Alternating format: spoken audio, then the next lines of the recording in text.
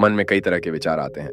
कभी कभी तो ना चाहते हुए भी मन में अश्लील विचार आ जाते हैं। लेकिन महात्मा गौतम बुद्ध की इस कहानी से आपके विचारों में जरूर बदलाव आएगा।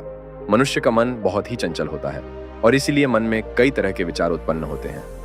क्षण भर में ही व्यक्ति का मन कई चीजों को सोचने लगता है। इसलिए तो कहा जाता है कि मन को काबू करना आसान नहीं। लेकिन गौतम बुद्ध मन को नियंत्रित करने के आयामों के बारे में भी बता चुके हैं। मन में विचारों का आना गलत नहीं है कि लेकिन मुश्किल तब हो जाती है या विचार ऐसी परिस्थिति में गलत होते हैं जब मन में अश्लील विचार आते हैं। कभी कभी तो ना चाहने के बावजूद भी मन में अश्लील विचार आते हैं। अगर आपके मन में भी ऐसे विचार आते हैं तो गौतम बुद्ध की इस कहानी से आपके विचारों में जरूर बदलाव आएगा। बुद्ध अपने भिक्षुओं को उपदेश देने के साथ ही उन्हें भिक्षाटन के लिए भेजते थे।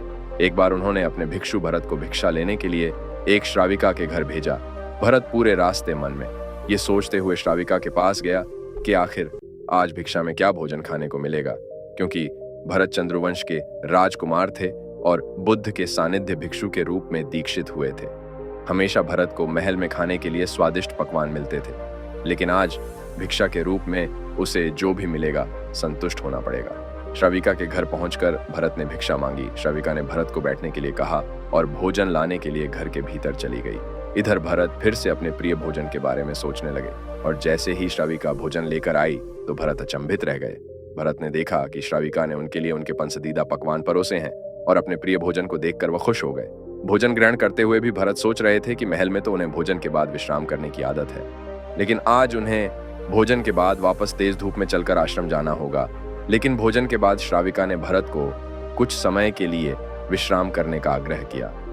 भरत फिर से खुश हुए कि आखिर आज उनके मन की सारी इच्छाएं कैसी पूरी हो रही हैं। इसके बाद भरत कुछ देर विश्राम करने लगे, लेकिन विश्राम करते हुए भी लेटे लेटे वह सोचने लगे कि आज तो मुझे भोजन के बाद विश्राम करने को मिल गया, लेकिन ऐसा रोज रोज नहीं होगा। जब भरत विश्राम के बाद उठे तो श्राविका ने कहा कि आप जब तक चाहे यहाँ ठहर सकते हैं। भरत अब समझ गए कि ये कोई संयोग नहीं हो सकता। उन्होंने श्राविका से कहा कि मुझे क्षमा कीजिए, क्या आप मेरा मन पढ़ सकती हैं? श्राविका ने हाँ में उत्तर दिया और कहा कि हाँ, मैं मन पढ़ सकती हूँ। शुरू में यह कठिन था, लेकिन फिर मैंने स्वयं के मन विचारों को देखना शुरू किया। पहले मेरे विचारों की संख्या अनगिनत हुआ करती थी।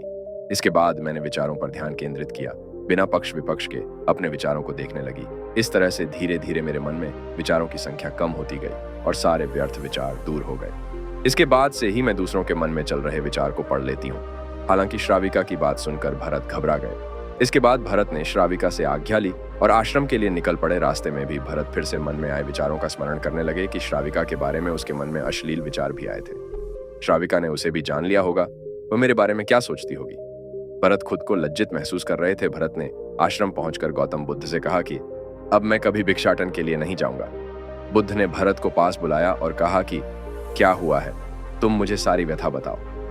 भरत ने सारी बातें बुद्ध को बताई। इसके बाद बुद्ध ने कहा कि अगले 1 हफ्ते तक तुम भिक्षाटन के लिए उसी श्राविका के घर पर जाओगे, लेकिन तुम्हें इस बात का ध्यान रखना होगा कि कल भिक्षाटन के लिए जाते हुए तुम अपने चित्त को पूरे होश में रखना। तुम्हारे भीतर क्या विचार उठे उन पर ध्यान केंद्रित करना और यह भी ध्यान रखना कि तुम्हारे मन में कौन सी वासना उठ रही है। तुम कल इन सभी चीजों को ध्यान में रखकर जाना और इसके बाद मुझे वापस आकर बताना।